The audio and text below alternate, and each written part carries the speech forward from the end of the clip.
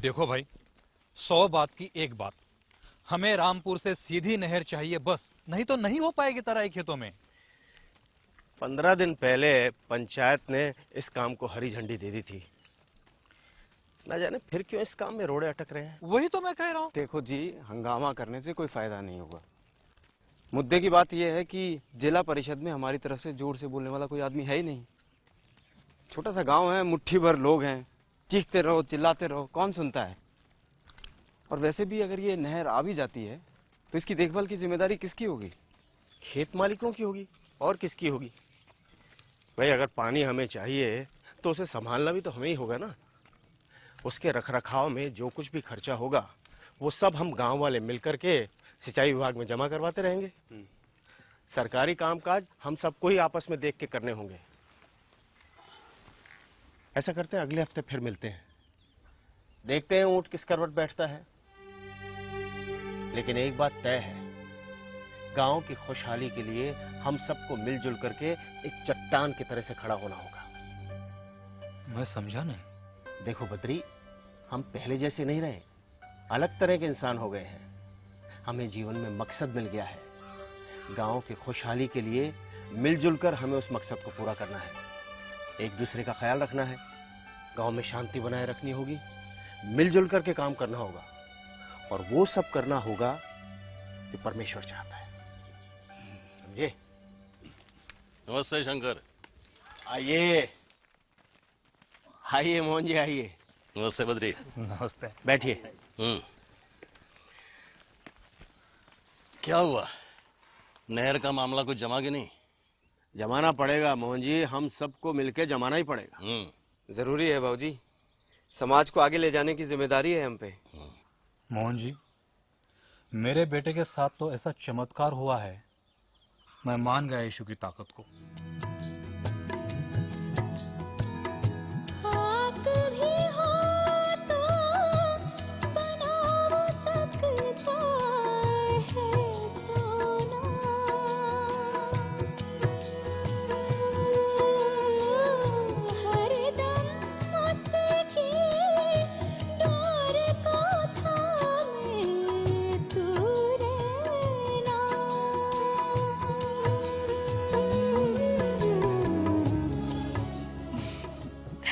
चमत्कार हो ही गया बस, प्रताप बिल्कुल ठीक हो गया।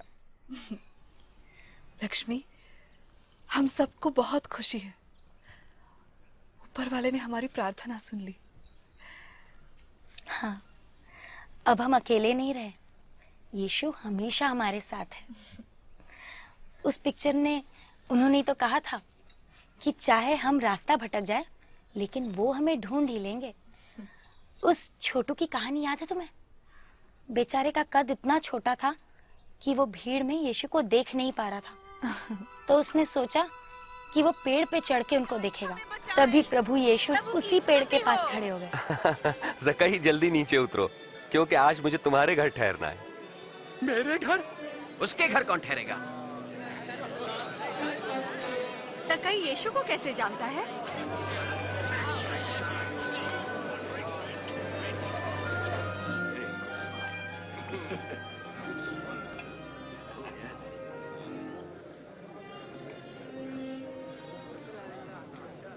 सुनो, मैं अपनी संपत्ति का आधा भाग गरीबों को दे दूंगा।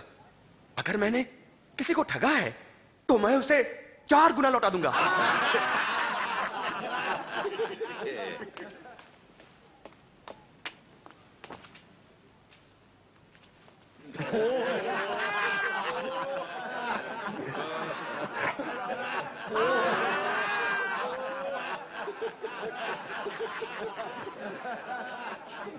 मैं नहीं मान सकता कि एक चुंगी लेने वाला पैसा वापस करे। असंभव।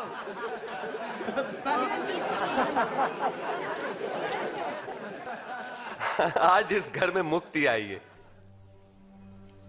यीशु ने कहा है, प्रभु की बानी सुन के चलने में ही बुद्धिमानी है।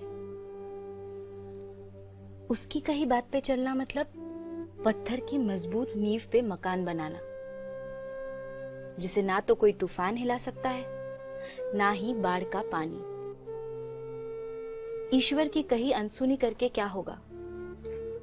रेत की नींव पे बनेगा मकान। थोड़ी सी तेज बरसात हुई और धसक के नीचे। देखो, जो भी हम सीखें उस पर अमल करना भी जरूरी है। होगा क्या उससे कि हम अच्छे इंसानों की जोड़ में आ जाएंगे, ऐसे इंसान जिनके साथ औरों को रहना अच्छा लगे। और अगर लोग हमारे साथ आएंगे तो गांव तो सुधरेगा ही। हमारे अंदर का जो बदलाव है वो सिर्फ हमारा ही नहीं बल्कि हमारे परिवारों और पूरे के पूरे गांव का जीवन बदल सकता है। यीशु ने एक कहानी सुनाई थी। एक बीज बोने वाला बीज बोने निकला। बोते हुए कुछ बीज मार्ग के किनारे गिरे और रौंद डाले गए और पक्षियों ने उन्हें चुग लिया। और कुछ पथरीली भूमि पर गिरे। जब वो उगे तो पानी न मिलने के कारण वे सब मुरझा गए। और कुछ झाड़ियों के बीच में गिरे। झाड़ियों ने साथ साथ बढ़कर उन्हें दबा दिया। परंतु कुछ बीज अच्छी भूमि पर गिरे और सभी पौधों ने उगकर फल दिया, प्रत्येक ने 100 गुना। गुरुजी, जब भीड़ जमा होती है तो उदाहरणों में क्यों बातें करते हैं? परमेश्वर के राज्य के रहस्यों का ज्ञान तुम्हें दिया गया है, परंतु औरों को उदाहरणों में सुनाया जाता है, क्योंकि वो देखते हुए भी नहीं देख पाते और सुनते हुए भी नहीं समझते।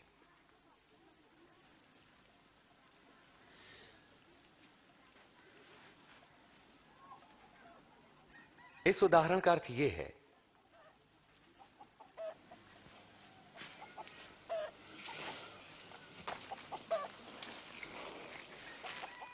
बीज परमेश्वर का वचन है। मार्ग के किनारे गिरे बीज उन्हें दर्शाते हैं जो वचन सुनते हैं, पर शैतान आकर उनके मन में से वचन चुरा लेता है ताकि वे विश्वास करके कहीं मुक्ति न पा लें। पथरीली भूमि पर गिरे बीज उन्हें दर्शाते हैं जो वचन सुनकर आनंद से ग्रहण करते हैं, पर जड़ नहीं पकड़ पाते। वो कुछ देर तक विश्वास करते हैं और परीक्षा की घड़ी आने पर टिक नहीं पाते। झाड़ियों में गिरे बीज उन्हें दर्शाते हैं जो वचन सुनते हैं, परंतु जीवन की चिंताओं, धन, मोह व भोग विलास में फंसने से उनके फल कभी नहीं पकते। वे बीज जो अच्छी भूमि पर गिरे उन लोगों के प्रतीक हैं जो वचन सुनकर उसे भले और आज्ञाकारी मन से ग्रहण करते हैं और फलवंत होने तक उन्हें संभाले रखते हैं। बात तो कमाल की है बद्री। देखिए, हो सकता है यही अच्छाई का हथियार हमारी नहर की समस्या का भी हल निकाल सके। इसकी मार्फत हम अपनी बात जिला परिषद तो क्या, मंत्री जी तक भी पहुंचा सकते हैं। क्या बात कर रहा है? मैं मजाक नहीं कर रहा हूं। जिससे काम बनता है उसे ढूंढना ही पड़ेगा। मेरे ख्याल से हमें ऐसी मंडली बना लेनी चाहिए जो ये सारी बातें उन लोगों को समझा सकें जो जानना चाहते हैं इसके बारे में। बिल्कुल, इस गांव में बहुत कुछ किया जा सकता है। बहुत सी मुश्किलें हैं, सूदखोरों की, जमींदारों के जुल्मों के मामले हैं। बहुत से बच्चे हैं जो पढ़ना चाहते हैं लेकिन गरीबी की वजह से पढ़ नहीं पाते। बीमारियों के इतने मसले हैं, इलाज की कोई सुविधा नहीं है। मिलजुल के हम बहुत कुछ कर सकते हैं। देखो गोपी, मैं तो यूं कहूंगा कि अगर हम यीशु के बनाए हुए रास्ते पर चले ना तो हमारी हर मुश्किल आसान हो सकती है। हम अपने आप को, अपने परिवार को और गांव में हो रहे सुधार कार्यक्रम को अच्छी तरह से देख सकते हैं। अब जो आप कहते हैं ना वो आपकी आम जिंदगी में दिखाई भी देना चाहिए।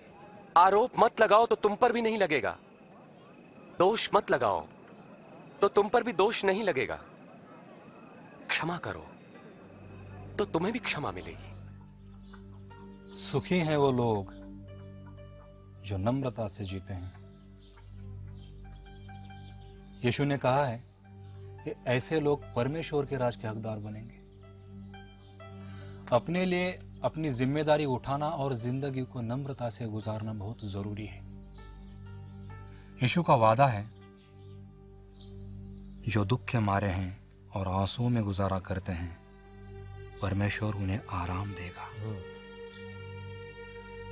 हमें उन पर भी तरस खाना चाहिए जो हमारे गांव में नहीं रहते हैं या वो जो हम पर जुल्म करते हैं।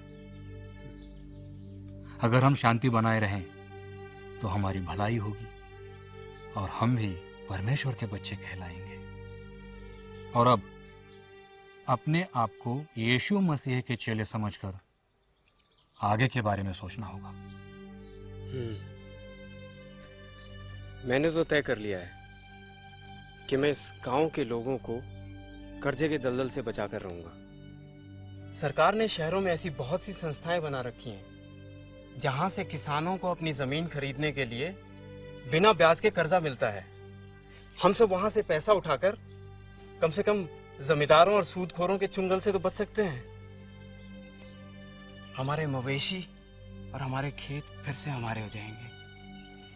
गोपी, गांव का कोई भी आदमी किसी भी तकलीफ या परेशानी में हो ना, तो सबसे पहले हमें उसकी मदद के लिए पहुंचना चाहिए। हमसे जो कुछ भी बन पड़े उसके लिए करना चाहिए। तभी तो हम एक अच्छे इंसान और अच्छे पड़ोसी कहलाएंगे। अच्छा पड़ोसी क्या होता है जानते हो? बहुत से लोगों ने यही सवाल यीशु मसीह से भी किया था। मेरा पड़ोसी कौन है? वे सैनिक तो नहीं? क्या राजा होगा? एक बार एक मनुष्य यरूशलेम से यरीहो जा रहा था। तब डाकुओं ने हमला किया और लूटकर उसे अधमरा छोड़कर चले गए। तब एक धर्मगुरु वहां से गुजरा और उसे देखकर वहां से कतरा कर चला गया। इसी प्रकार एक पुरोहित भी वहां से निकला, पास आया, उस व्यक्ति को देखा और मुंह फेर कर चला गया। परंतु एक दलित ने मार्ग से गुजरते समय उस घायल मनुष्य को देखा और उसका हृदय दया से भर गया। उसने घायल के पास जाकर घावों को साफ किया, फिर उसे अपनी सवारी पर बैठाकर वो एक सराय में ले गया जहां उसकी सेवा टहल की। दूसरे दिन मालिक को कुछ रुपए देकर उसकी देखभाल करने को कहा और कहा, जो कुछ खर्च आएगा मैं लौटने पर तुम्हें दे दूंगा। इन तीनों में से किसने डाकुओं द्वारा लुटे व्यक्ति से अच्छे पड़ोसी का फर्ज निभाया? जिसने उस पर दया की। फिर तुम भी यही करो। नादानी में अपने दुश्मन बना लिए मैंने पड़ोस के गांव में। कब से एक दूसरे का काम बिगाड़ने में लगे हुए हैं हम दोनों। लेकिन अब मैं जाऊंगा इनके पास, माफी मांगूंगा, विश्वास दिलाऊंगा कि अब मेरे मन में कोई बैर भाव नहीं रहा। साबित भी करूंगा। आसान नहीं है, मगर करके रहूंगा मैं। यही एक तरीका है जीने का। पर मैं तुम लोगों से कहता हूं, शत्रुओं से प्रेम रखो, घृणा करने वालों का भला करो, जो श्राप दें उन्हें आशीष दो, बुरा करने वालों के लिए प्रार्थना करो।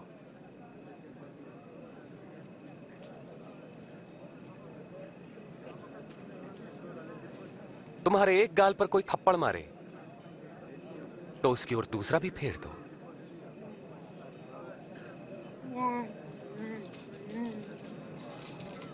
कोई तुम्हारा अंगर खा ले तो अपनी कमीज भी उसे दे दो। किसी भी मांगने वालों को मना मत करो। यदि कोई तुम्हारी वस्तु ले ले तो उसे वापस मत मांगो। तुम वही करो जैसा व्यवहार तुम दूसरों से चाहते हो। इन सब से हम वाकई बदल जाएंगे। जितना हम जानते हैं, अगर उसका इस्तेमाल हमें भलाई के लिए करना आ गया तो ऊपर वाला और देगा।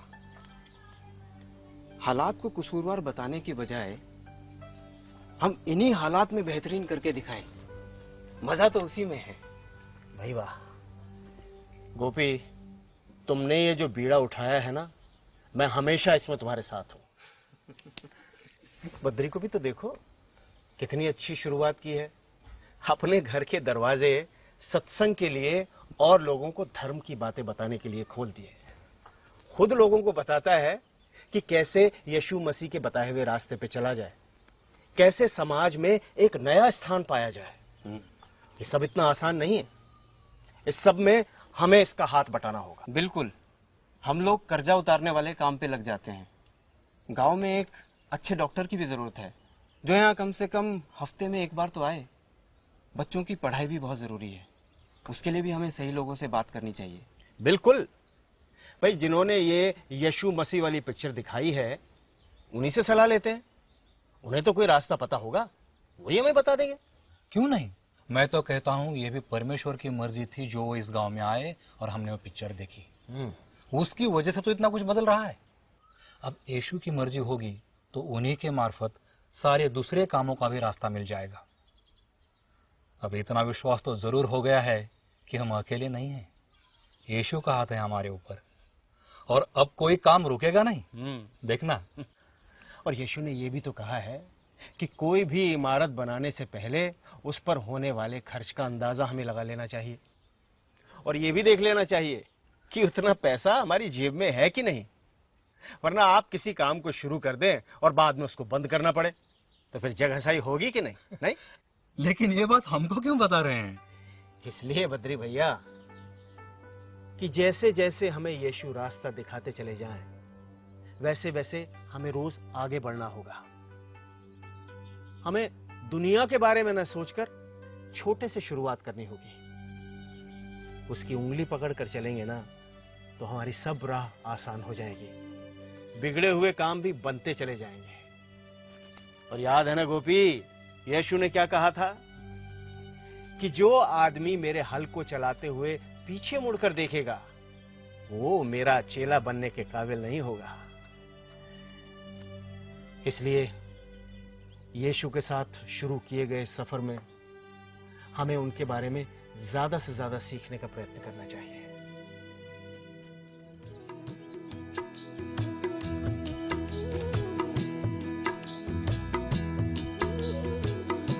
थाम के उंगली उसकी अब तो चल